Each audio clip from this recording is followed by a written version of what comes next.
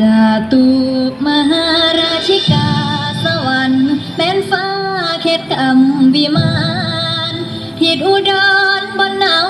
สถานเป็นทิพยายานของเหล่าเทวามหาราชาเวสสุวรรณโน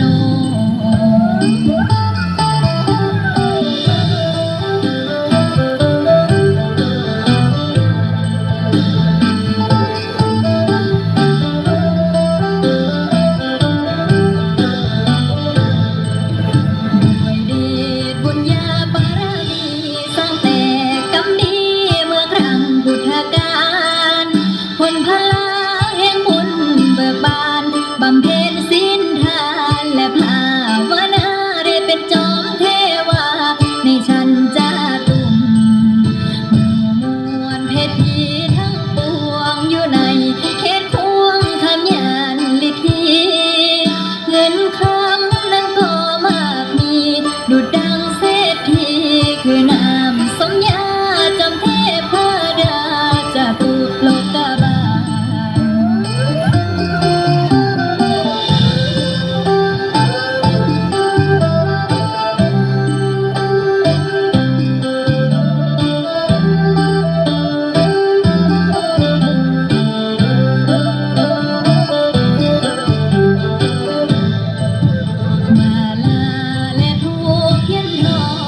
วายเสส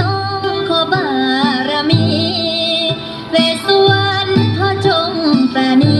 มหาฤทธีกระเดื่องแผ่นฟ้าสถานพระสุธาทั้งสามแดนไตรอิติปิโสยามาราชโนเวสสุวรรณโนจตุโลกานำกุมปกปักรักษาเหล่าผู้ศรัทธาให้หาพยันตารายอย่ามาแผ่วผ่านโปรดเล็งทิพยายานสดส่องสันทานให้ข้าวาพรปัญญาให้ใสผุดพองนำแป้งพุ่นปองให้มีสุขีจงสาบันดีประสิทธิพร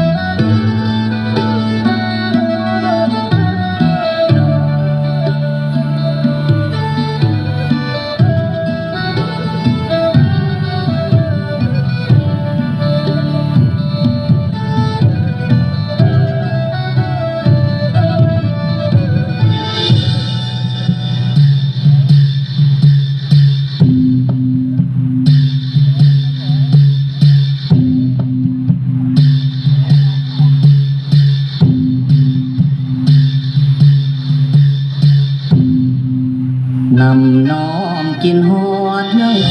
มถึงฟ้าฝ่ายบนจาตุเมืองแมนกินนี้มาหอมเหลือแสนเป็นกินอยู่แดนมนุษย์เมืองโคนวิงวอนขอผลบุญบารมีให้อยู่ดีอย่ามีผู้พายพยันตาลายให้ห่างไกลแสนรอยยศก็คือตัวแดนมีความเข้มแข็งทางกายและใจแสนสุขสดใสอยู่ในโลกกาให้มันมีทรัพย์สินนานาเงินทองไหลมาอย่าได้ขาดคืนจะเอื้อมยศและลาภสรรเสริญข้าทายให้เพิ่มรุ่งเรืองเศรษฐีย้อนบารมีผู้จงอวย